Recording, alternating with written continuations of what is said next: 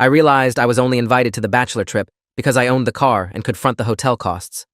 I was sitting in the hotel security office at 3:18 a.m., watching surveillance footage of my so-called best friends rifling through my luggage, when the hotel manager paused the video and asked me a question that made my stomach drop.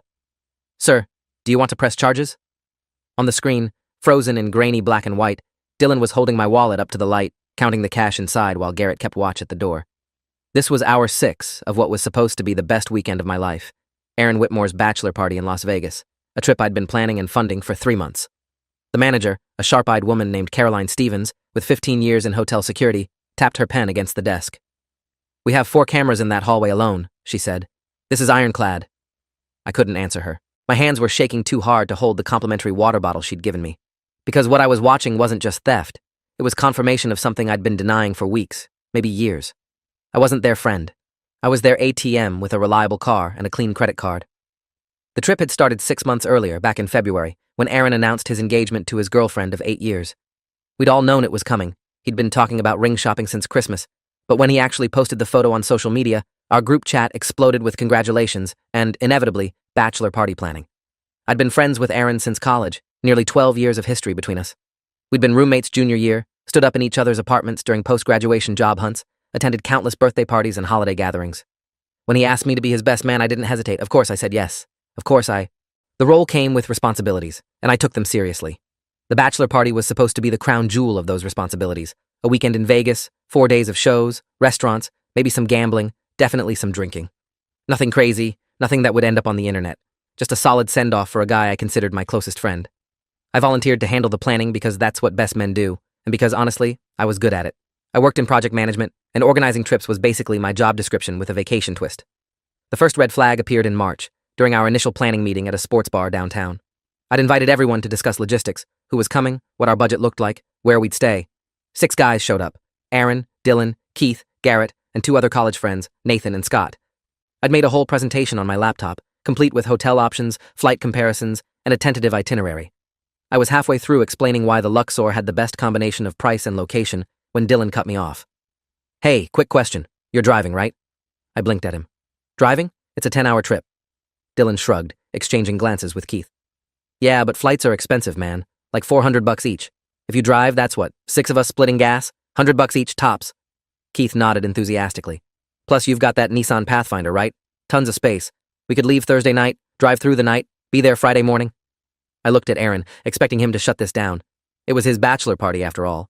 He should have some say in whether we spent 10 hours crammed in an SUV versus a 90-minute flight.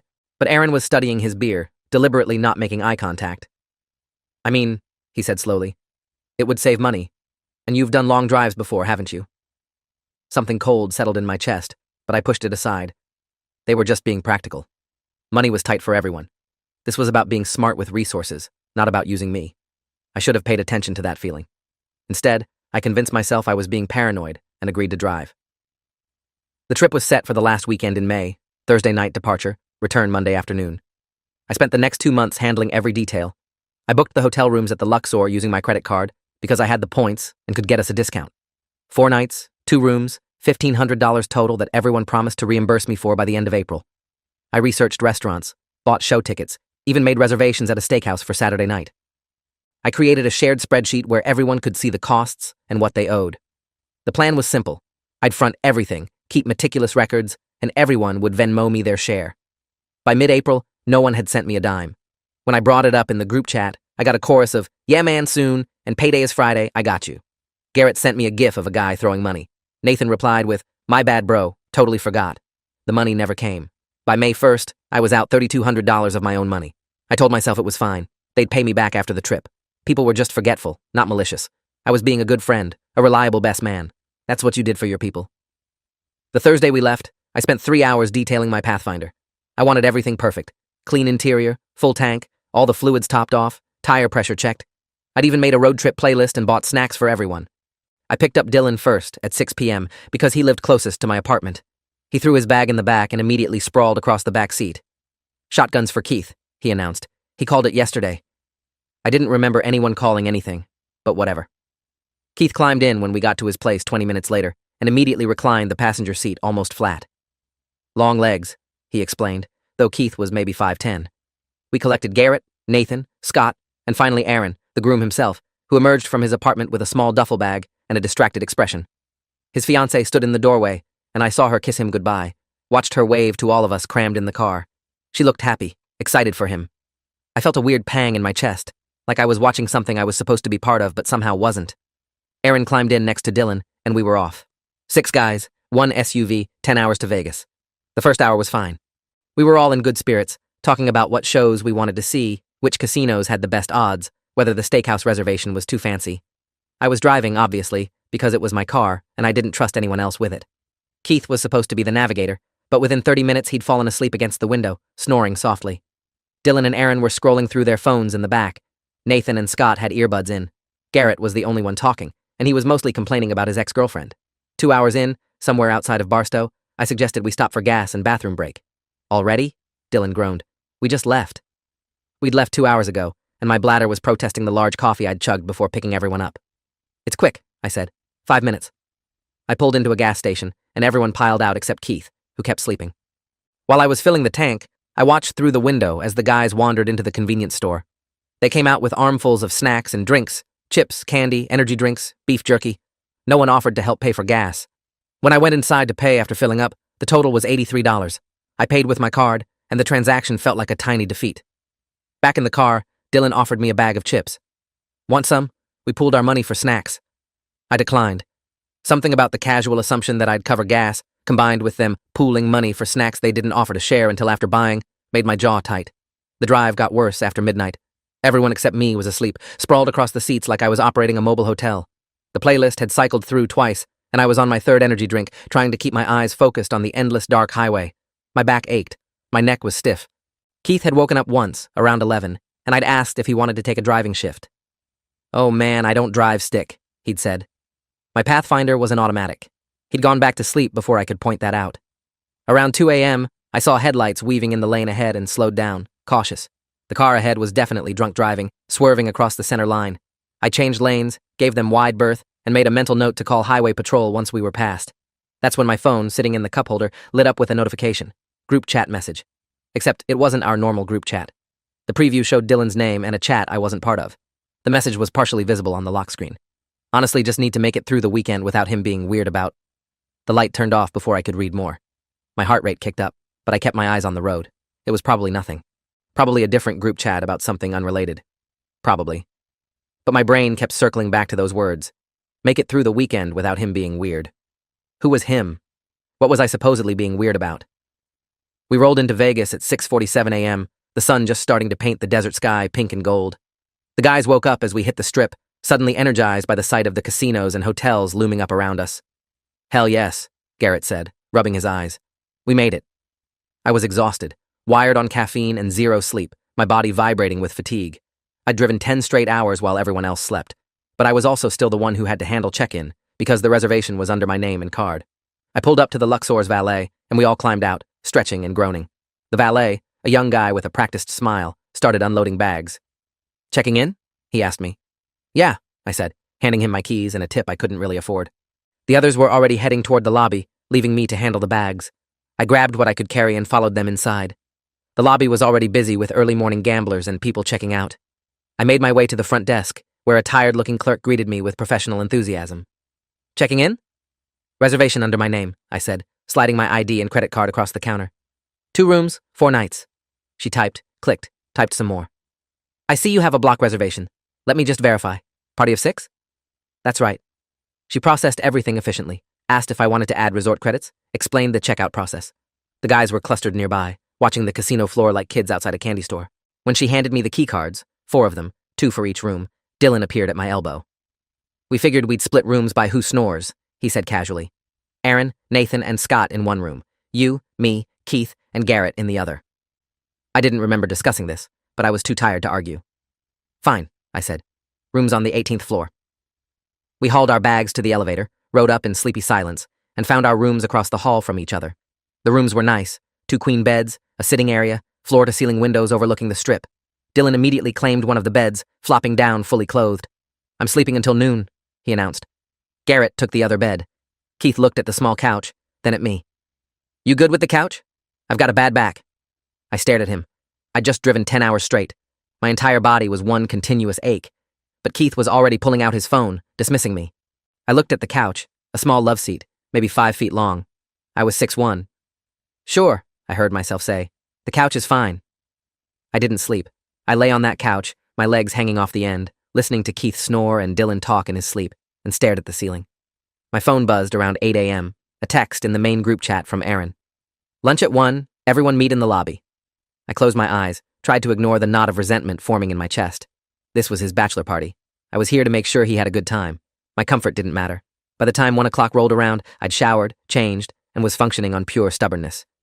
We met in the lobby, all 6 of us looking slightly more human after a few hours of rest. Aaron suggested a buffet at the Bellagio, and everyone agreed enthusiastically. We walked over, about 15 minutes in the Vegas heat, and joined the line. The buffet was $38 per person.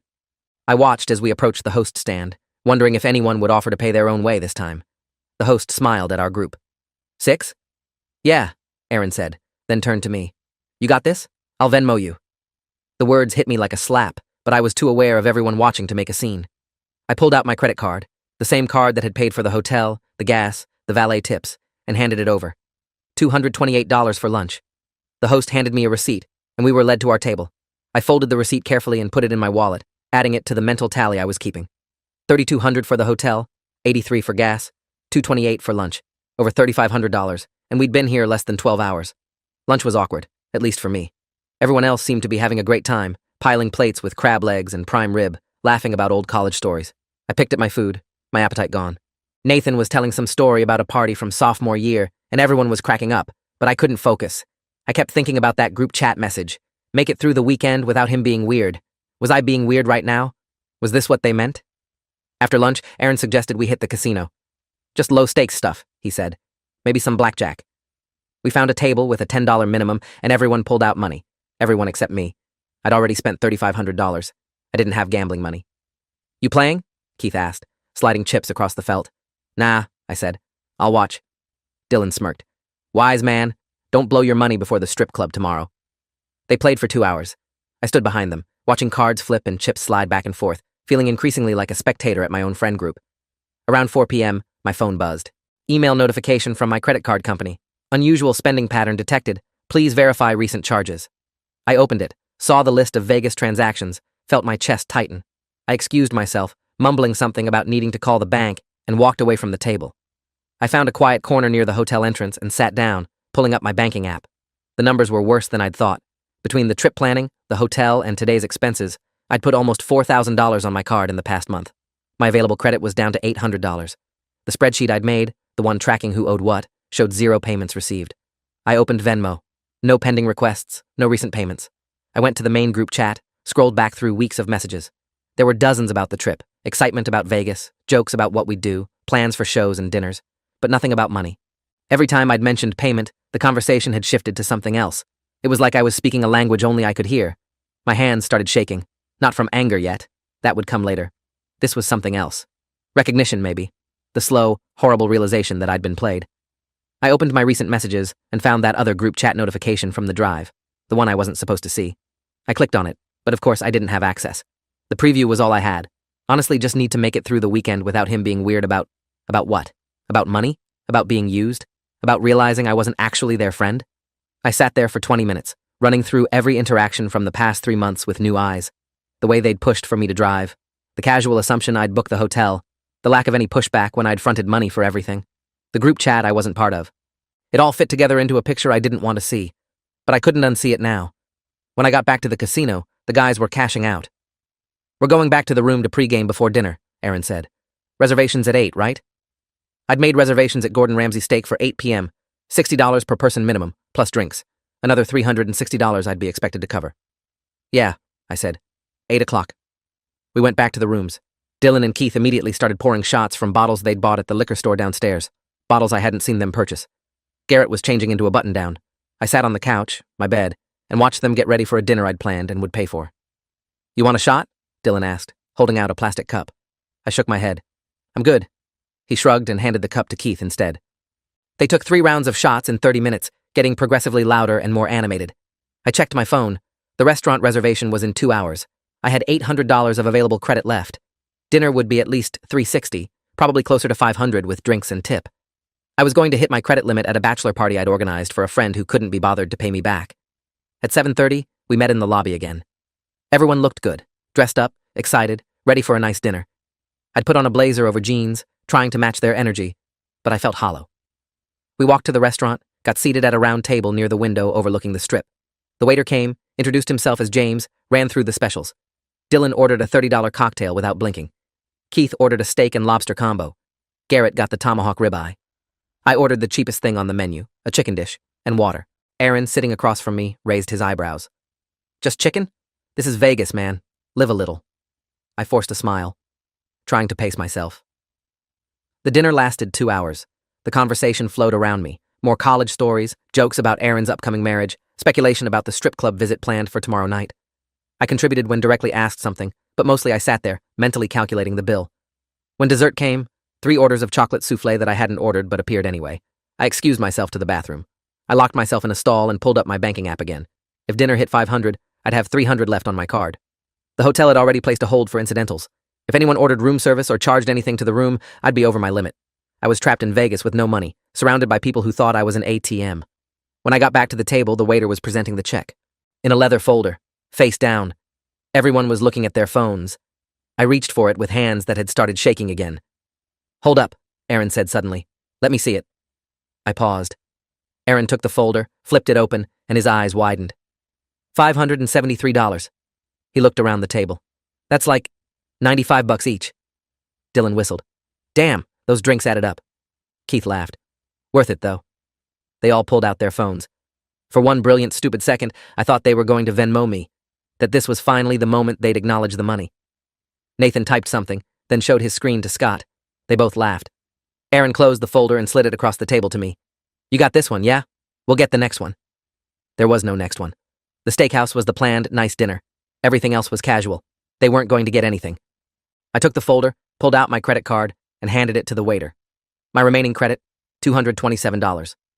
We walked back to the Luxor in the warm Vegas night, and I felt like I was watching myself from outside my body. This person who kept saying yes, kept paying, kept pretending everything was fine. Who was that guy? Why did he keep doing this? Back at the hotel, Dylan suggested hitting a nightclub. There's one here in the casino, he said. Minimal cover, should be fun. I checked my phone. Cover charge was $30 per person. Drinks inside would be $15 to $20 each. I had $227 to last me 3 more days. I'm gonna sit this one out, I said.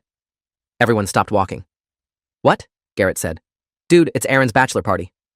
I know, I said carefully. I'm just tired from the drive. You guys go, have fun. Dylan exchanged a look with Keith. That look, the one I was starting to recognize. The one that said they were having a conversation I wasn't part of. Come on, man, Aaron said. Don't be like that. Don't be like that. Like what? Like someone who'd driven 10 hours, covered $4,000 in expenses, and was now 48 hours without sleep and running on fumes both financially and emotionally? I'm good, I said. Seriously, go have fun. I'll see you guys tomorrow. I walked away before they could argue, headed for the elevators. Behind me, I heard Dylan's voice, low and irritated. See? This is what I was talking about. My stomach dropped.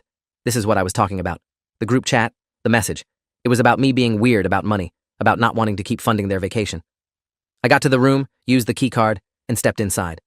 The room was a mess of wound clothes everywhere, wet towels on the bathroom floor, empty bottles on the desk. I sat on the couch and pulled out my phone. I opened the spreadsheet. $4,100 in total expenses. 6 people, including me. Everyone owed $683.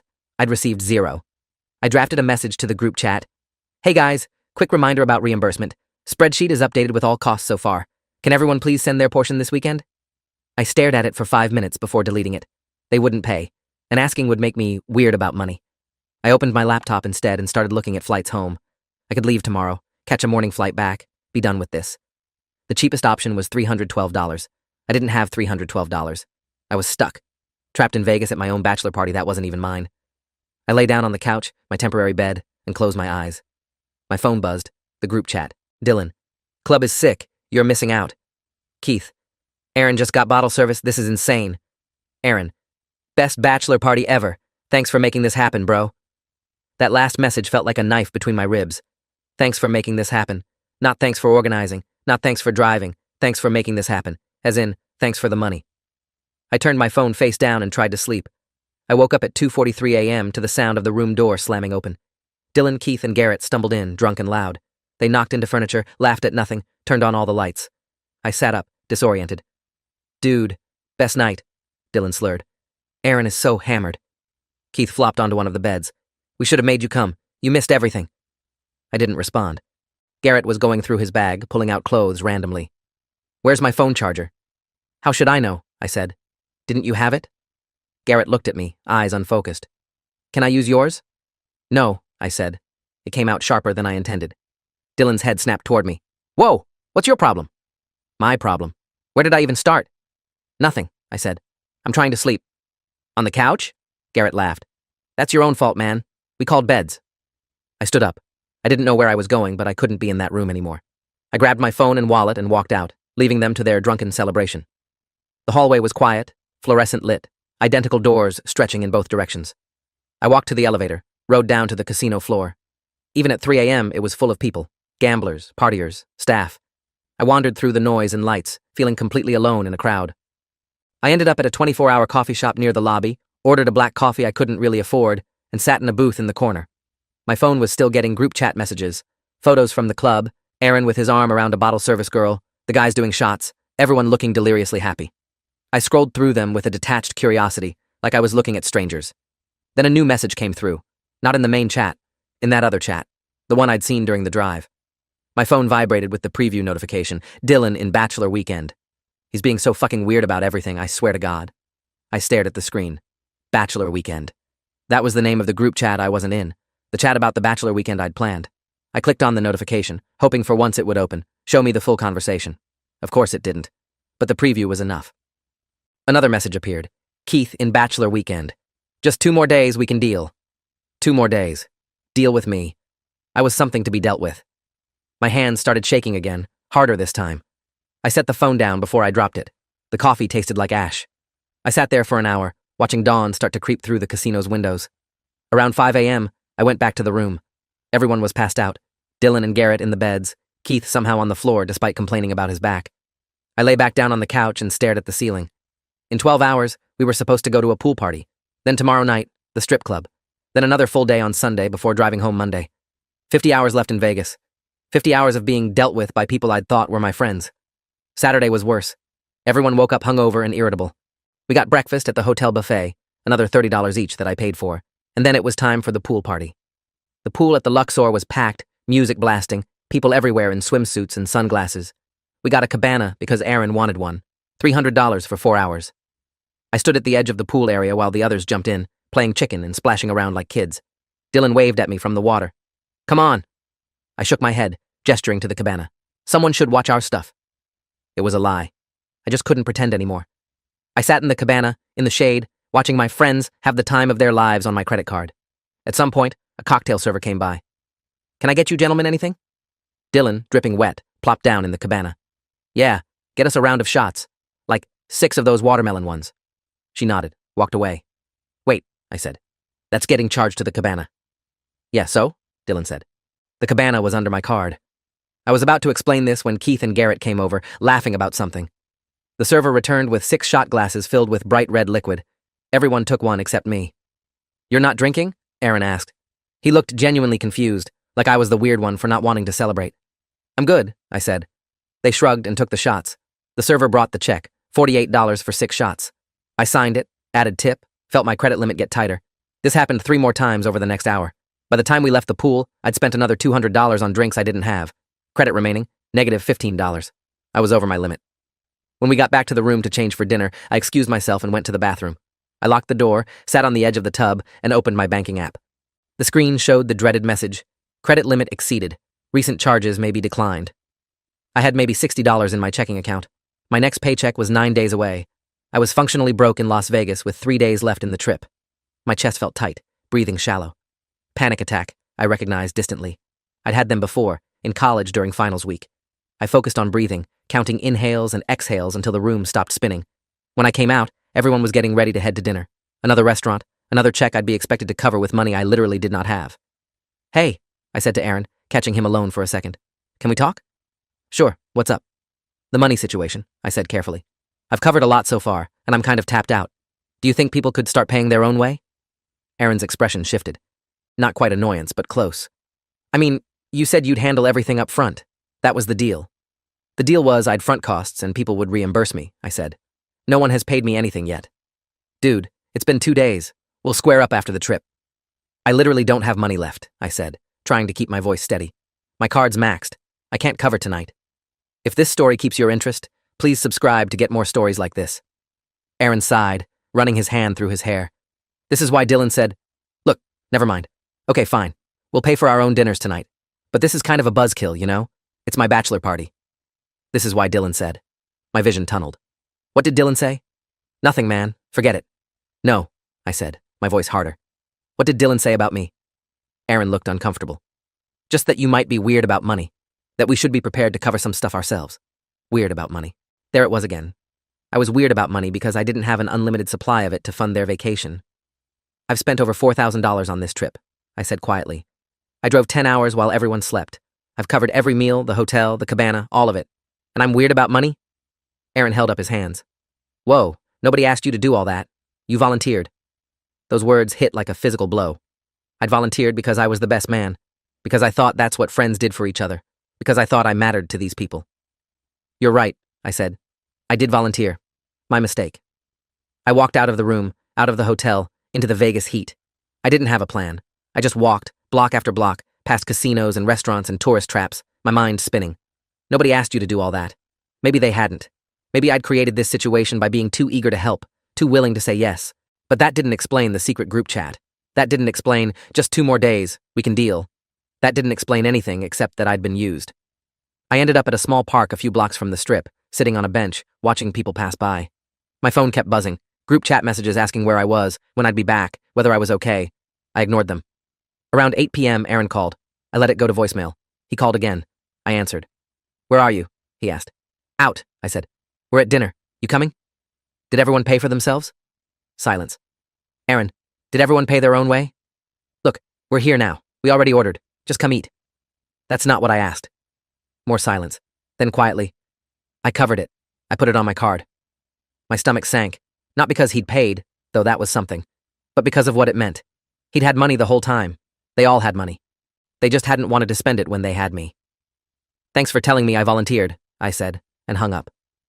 I sat on that bench until midnight, watching the lights of Vegas blur together, wondering when exactly I'd become someone people could use and discard. My phone died around 1 a.m.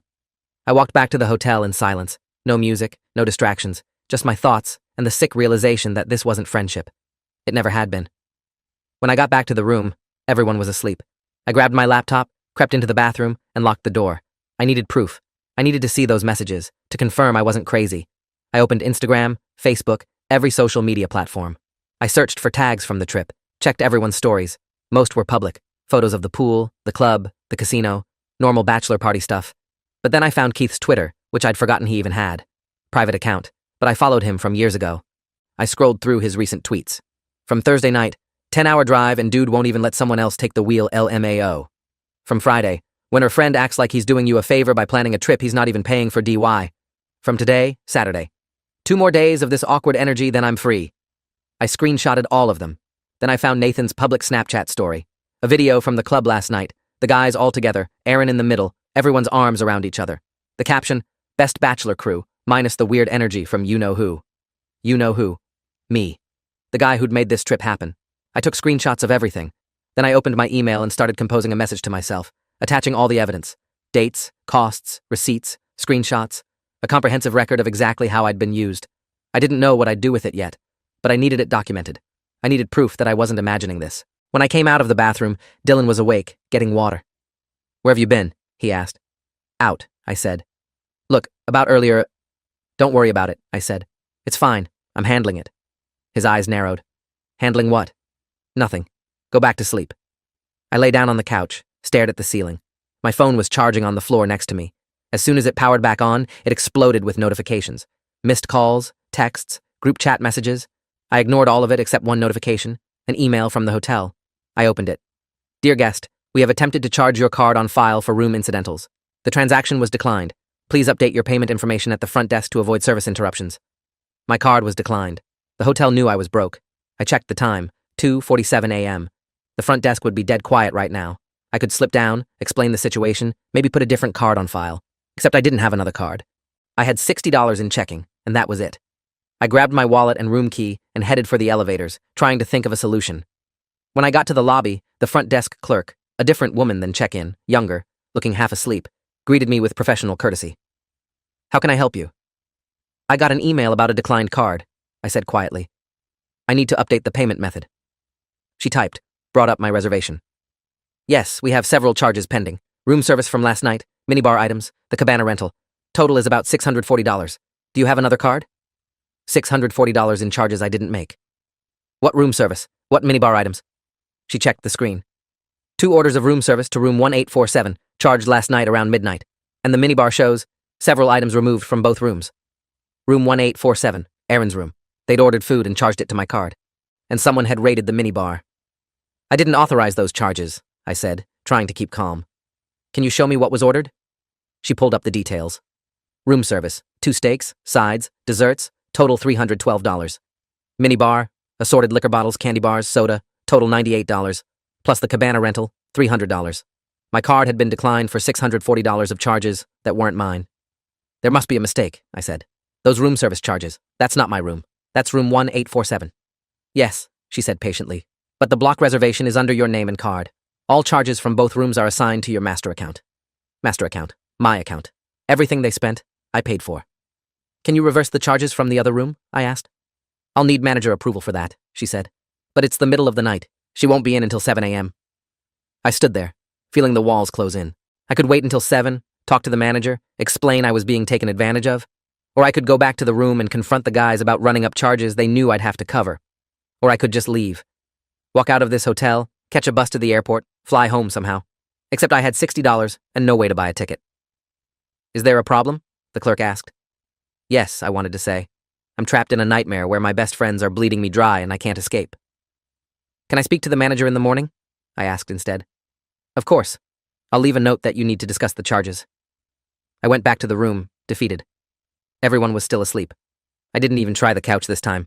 I grabbed a blanket and pillow and went to the hallway, found a quiet alcove near the ice machine, and tried to sleep sitting up. This was rock bottom. Sleeping in a hotel hallway because I couldn't afford to exist in the room I'd paid for. Sunday morning, I was at the front desk when it opened at 7. The manager, Caroline Stevens, listened to my explanation with a neutral expression. "So you're saying the charges to room 1847 weren't authorized by you?" "They were made by the other people on the trip," I explained. "The block reservation is under my card, but they ordered food without asking me." She nodded slowly. "I understand. Unfortunately, when a block reservation is made under one card, that card is responsible for all charges across the linked rooms. It's in the terms you agreed to at check-in." "I didn't know that," I said. "I thought each room would be separate." "I can see how that would be confusing," she said kindly. "Look, I can remove the charges this one time, as a courtesy. But going forward, if you want the rooms separated, you'd need each room to provide their own card." Relief flooded through me. "That would be amazing. Thank you. Let me just pull up the account." She typed, frowned. "Oh. What?"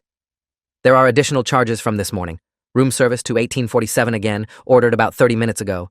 Another $170. I closed my eyes. Of course they were still doing it. "Can you remove all the charges and separate the rooms?" I asked. "Please?"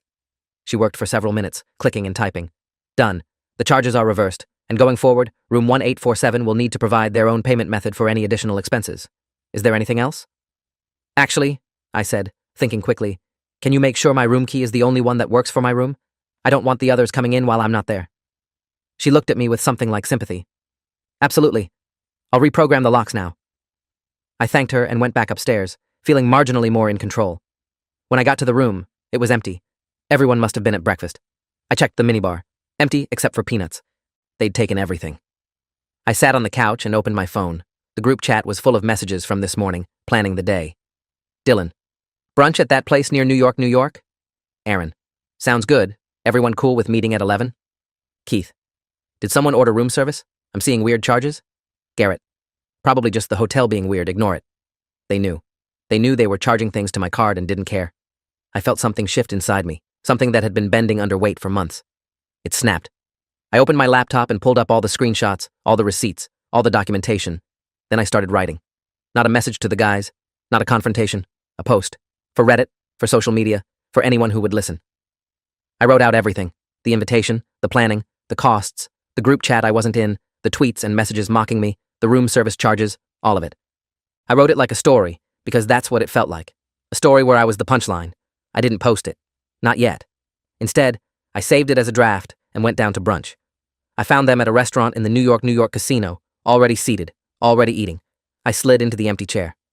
"Morning," Aaron said cheerfully. "We ordered for you. Hope that's cool." A plate of eggs and bacon sat in front of the empty seat. I looked at it, then at him. "Who's paying?" The table went quiet. Nathan said. "We figured we'd split it." "Great," I said. "How much do I owe?" Dylan laughed uncomfortably. "Dude, relax. It's like $15. "Perfect." I pulled out my phone, opened Venmo. "Who do I send it to?" The guys exchanged looks. That look. The one I was so sick of seeing. "Seriously?" Keith said. "You're being weird about $15? There it was. Weird. "Yeah," I said flatly. "I'm being weird.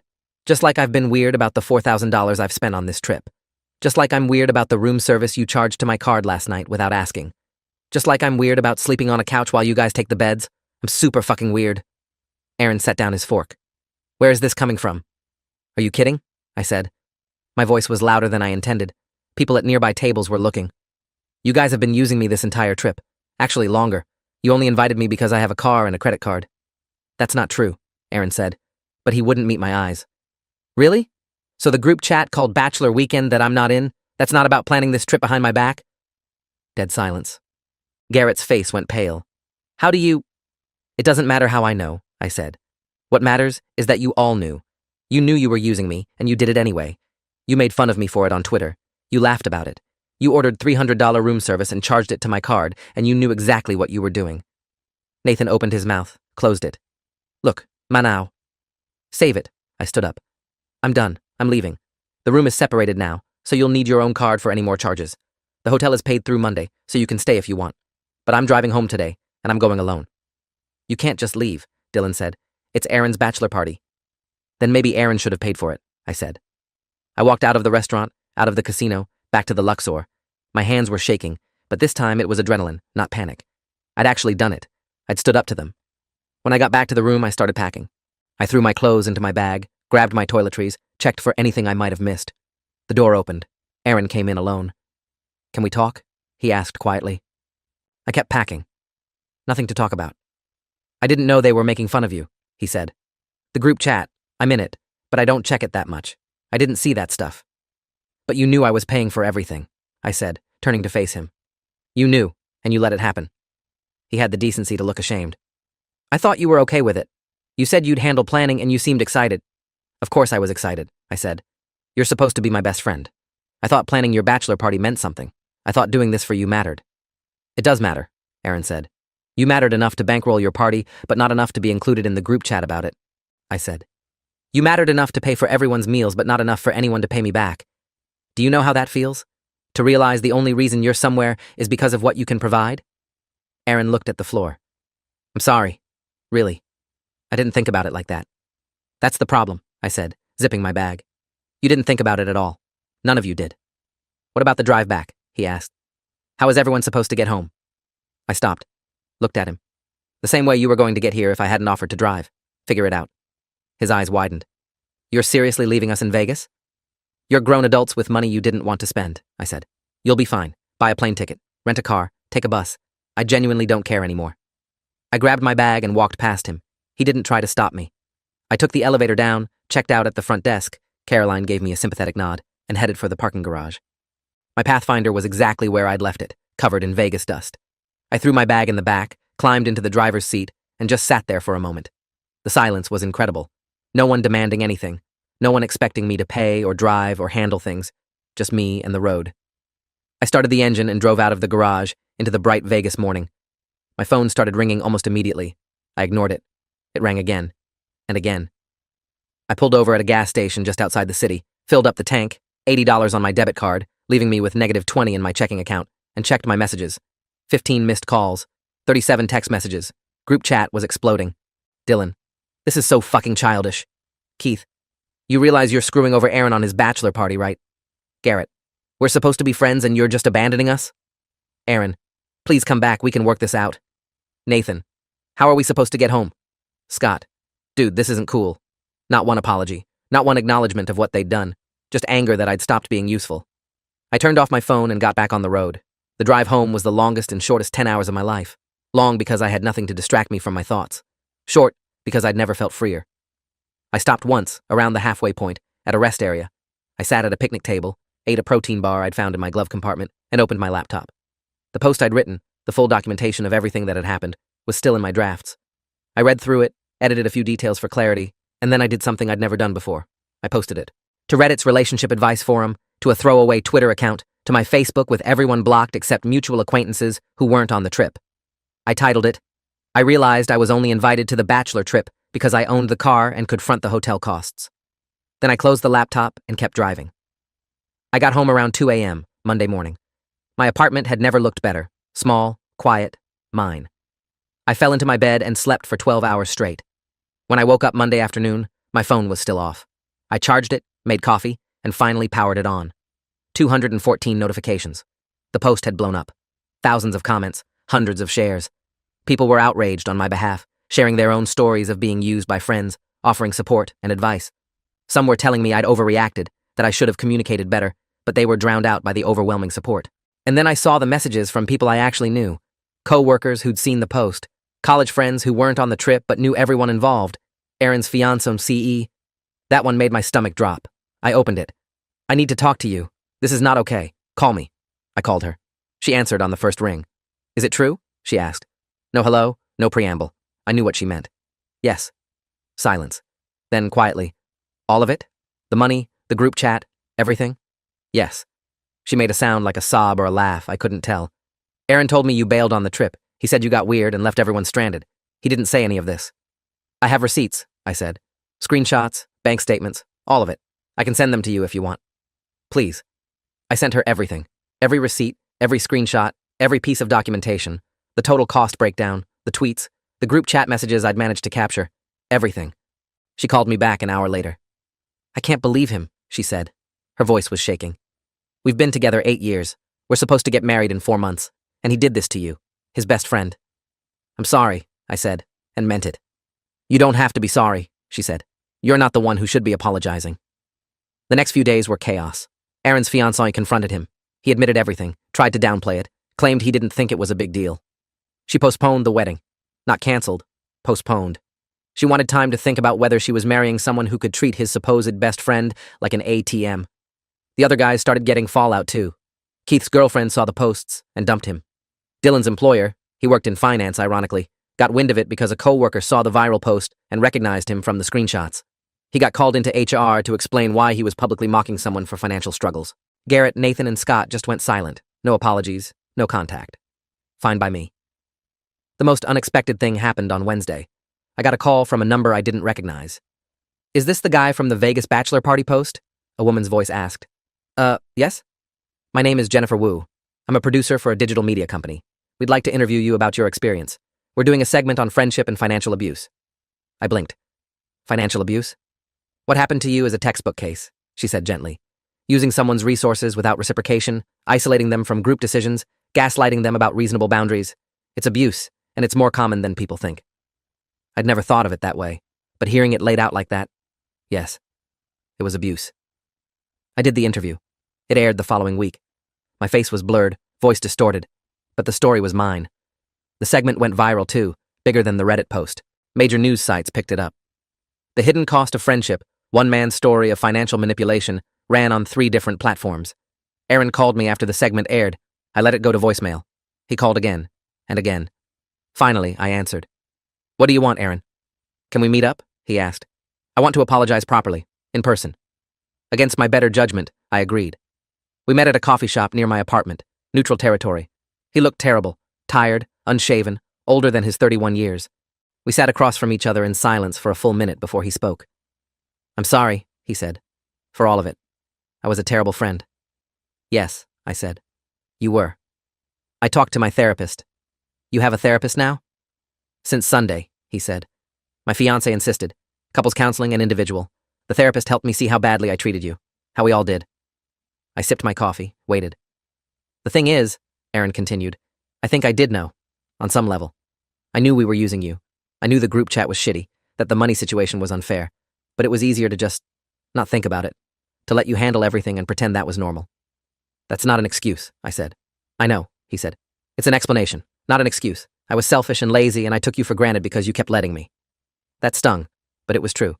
I had let them. I'm paying you back, Aaron said. Every cent. I tallied everything from your receipts. It's $4,163.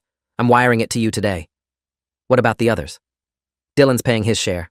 So is Keith. The rest? I'm covering it. It's the least I can do. I nodded. Okay. I also called off the wedding, he said quietly. I looked up, shocked. What? Not permanently, he said. Just postponed indefinitely. My fiancée said she needs to see me actually change before she'll marry me. That what I did to you showed her a side of me she never knew existed, and she's scared of it. Good, I thought, but didn't say. I deserve that, Aaron continued. I deserve all of it. The postponed wedding, losing you as a friend, everything. I just wanted you to know that I understand now. I understand what I did, and I'm sorry. I believed him. For the first time in the whole conversation, I believed him. Thank you, I said, for the apology and the money. Is there any chance? He started. No, I said, cutting him off. We're not going to be friends again, Aaron. Maybe someday we can be cordial, but we're not friends. You broke that. He nodded, looking down at his coffee. I understand. We sat in silence for another minute. Then I stood up. Take care of yourself, Aaron.